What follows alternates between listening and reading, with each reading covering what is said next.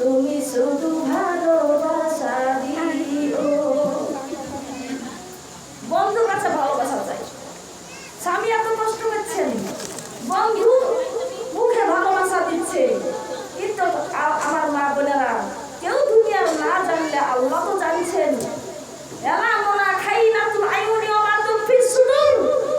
আল্লাহ বলছেন তোমার চোখের ভাষা তুমি চক্ষু গোপন করলে বান্দা আমি দেখলাম, তোমার অন্তরকে চুরি করলে বান্দা আমি তোমার অন্তরকেও দেখলাম, তোমার অন্তর কি বলে।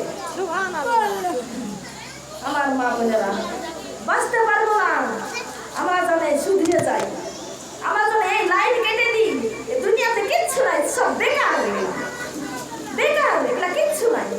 আল্লাহ কাছে সবুর করে না। সুখের যে সুখ তুমি যে আমার প্রিয়, যে বেশি আরো প্রিয়, তুমি শুধু ভালোবাসা দিও। এটা বলছি, এটা আমি বলছি না, সে মেঘলা বলে তুমি খালি ভালোবাসা দিও, সুখের চাইতে তুমি বেশি সুখ আমার। আর স্বামী করছে বাইরে কাজ, সৌদি আরবে, কেরালায়, মুম্বাই, রায়গঞ্জ, ওই আরো রাজস্থান যাই বলেন, আরো কত জায়গায় সব যাই কুচগালা খাটতে। ওইটা না আমি তুমি আল্লাহর সঙ্গে একটু ভালোবাসা করো না, আমি যেটা বলছি সেরকম করো। এ জীবন তোমাকে দিলাম আল্লাহ, তুমি শুধু হৃদয় দিও, ও আল্লাহ তুমি শুধু হৃদয় দিও।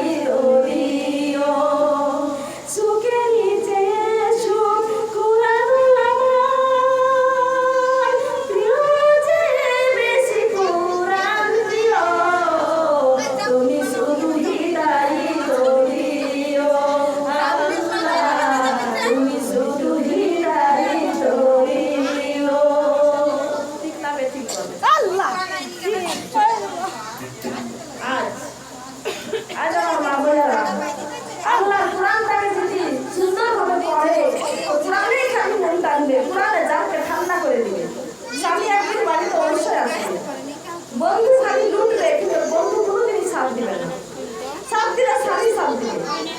একটা গল্প মনে হলো, একটা মেয়ে ভালোবাসা করেছে, তো সেই মেয়েটার কাছে সেই পুরুষটা আসতেই থাকে, রোজ আসে, ভালো থাকে, মুখে হাত বোলায়, কত তাকে ভালোবাসা দেয়, পানি দেয়, খাবার দেয়, জিলাপি খাওয়ায়, ঝালপড়া খাওয়ায়, সব খাওয়ায়। মেয়েটা বলছে যে ঠিক আছে, তুমি কেমন ভালোবাসা একটু চেক করাই হোক। মেয়েটা ইচ্ছে করি তো পায়খানা করেছে, পায়খানা করে লেটা পেটা করে কাপড়ে মাখিয়েছে, মাখিয়ে পরে কাপড় চুপড়ে গেন্দি কি লেগে আছে। মেয়েটা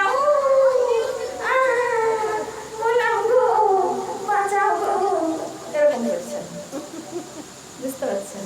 ইচ্ছে করি তো এটা করছেন। সেই পুরুষটা এসেছে সেদিন, তখন বলছে তোমার কি হলো? আমার সারা রাত পায়খানা হয়েছে, পায়খানা হয়ে আমি কাপড়ে পায়খানা করে দিয়েছি, এখন আমি কি করবো? যাই হোক, উঠতেও পারি না। আর বলছে যাই তুই থাক, ও তো গেল দেখি বন্ধু দুর্গন্ধ ছি, আর আমি দাঁড়ালাম না, পালালাম, আমি এখানে দাঁড়ালাম না, চলে গেলাম। তখন বলছে বন্ধু বুঝতে পেরেছে। এবার স্বামী এসে এক হাঁটু কাঁদা, নাঙ্গলটা নাঙ্গল বয় আমাদের দেশ গ্রাম, বুঝতে পারছেন তো কঠিন নাঙ্গল বইতে গেলে কাদা হয় না হাঁটু পর্যন্ত। একটা গল্প শোনা কি হয়েছে আপনাদেরকে, তো এক হাঁটু কাদা নিয়ে যাতে এই অবস্থাটা শুনতে পাচ্ছে, হু হু হু শব্দ শুনতে পাচ্ছে। কি হলো ও সুমায়া, সুমায়া কি হয়েছে তোমার, কি হলো? তো বলছে হঠাৎ করে এরকম আপনি ওই ঘোরে চলে গেছেন, আমার পায়খানা হয়ে গেছে কাপড়ে, কি যে পেট খারাপ হয়েছে।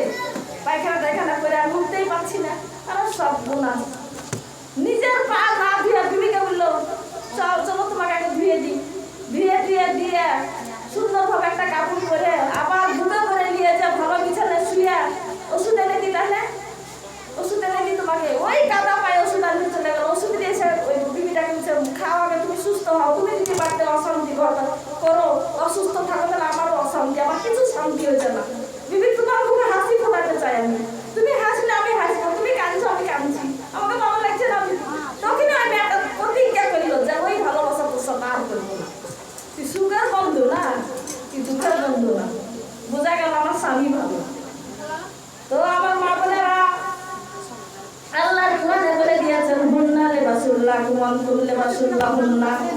তোমার পোশাক তোমার স্বামী, স্বামীর পোশাক হচ্ছে তুমি। স্বামীকে দুঃখ দিও না। স্বামী যদি কোনো রকম কষ্ট দেয়, ওই কষ্টের কথা তুমি কোনো পড়শির সামনে বলো না। তুমি ওটা গোপন করে রাখো। কেন? তুমি তার পোশাক হয়ে আছো, তুমি তাকে ম্যানেজ করে চলো।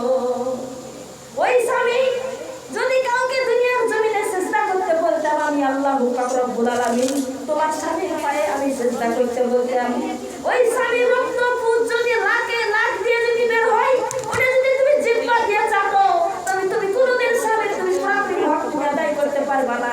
আমি স্বামীর সেবা করা আমি ফরজ করে দিয়েছি। সুবহানাল্লাহ।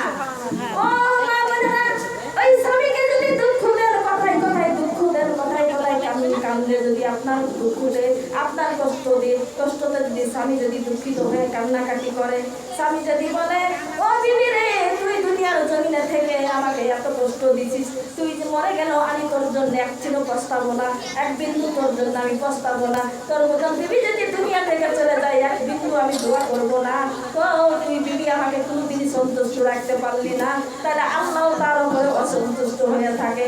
সে যদি ৫ ওয়াক্ত গেলে ৫০ ওয়াক্ত দিনে নামাজ পড়ে, তার স্বামী যদি তার উপরে নারাজ থাকে, আল্লাহ বলছেন ওই মেয়েটা কখনো জান্নাত যেতে পারে না, জাহান্নামে যাবে। যাই করেন স্বামীকে শান্তি রেখে করতে হবে।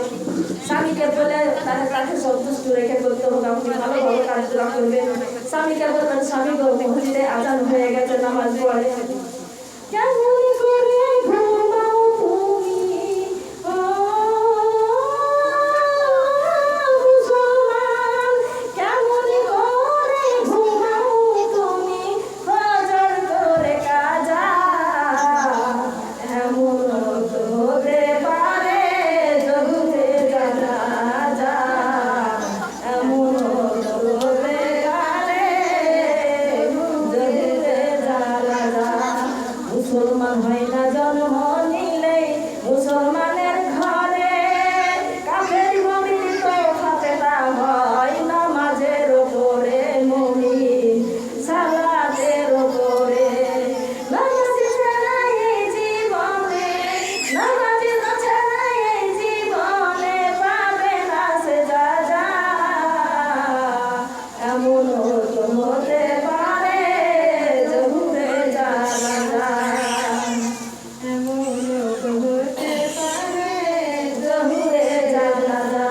মুসলমান হয় না জন্ম নিলেই মুসলমানের ঘরে, কাফের মুমিন তো ফাতেহা হয় সালাতের ওপরে, মুমিন সালাতের ওপরে। এই জীবনে নামাজ জানো হয় না তো ঢুকা যা, এমন তো হতে পারে জহুরে জানাজা।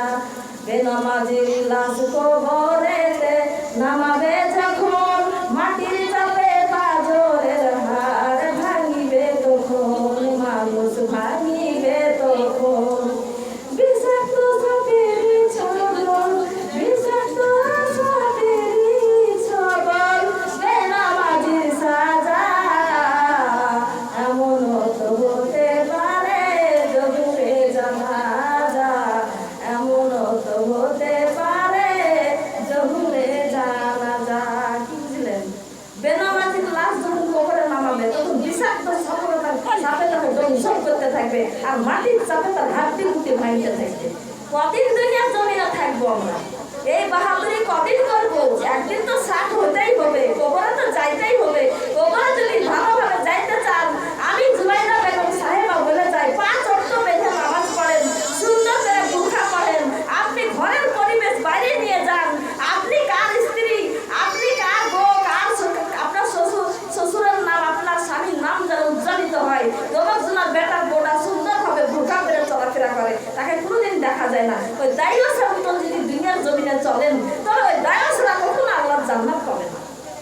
পেট দেখাবে, বুক দেখাবে, পিঠ দেখাবে, আর নামাজ পড়বে, এ নামাজ কখনো আল্লাহ এটা কবুল করবেন না। আল হাইয়্যু সুবাতুন মিনাল ঈমান, যার হায়া নাই, লজ্জা নাই, তার ঈমান নাই। এটা আমার কথা না, বিশ্ব নবী রাহমাতুল লিল আলামিনের কথা। সুবহানাল্লাহ, সুবহানাল্লাহ, সুবহানাল্লাহ। সুধীরা যান আমার মা বোনেরা, এই দেশের গ্রামে তো আমি দেখতে পাচ্ছি যে মনে হয় বুরখা আপনারা কেউ পরেন কি পরেন না, আমাকে লাগে যে আপনারা কেউই পরেন না, সেরকম লাগছে।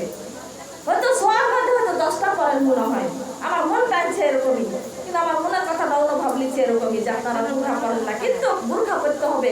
বুরখা হচ্ছে মেয়েদের ফরজ, এই ফরজ পর্দা যদি না করেন আপনি আল্লাহর বিধানকে মানছেন না। এখন তো যদি নামাজ কাজা হয়ে যায় আপনি দুসরা অক্ত তুলে নিতে পারেন, কিন্তু আপনার এই ফরজটা কাজা হয়ে যাচ্ছে রোজগার, এটা আপনি আল্লাহর দরবারে কি জবাব দিবেন? ফরজ পর্দা করতেই হবে। যেমন নামাজ ফরজ, তেমনি পর্দা ফরজ, তেমনি স্বামী সেবা ফরজ, তেমনি এক মাসে রোজা ফরজ। দান সাদকা এগুলো হচ্ছে নফলে পাবে, দান সাদকা করা, আর পয়সা থাকলে যাকাত দিতে হবে। আকিমুনাস সালাতা ওয়া আতুজ যাকাত, আমার আপা বলেছে, এ আমার বন্ধু আমার, যারা যাকাত দিতে হবে, সালাত আদায় করতে হবে। কোরআনে 82 জায়গাতে বলেছে যাকাত, যাকাত সালাত, যাকাত সালাত।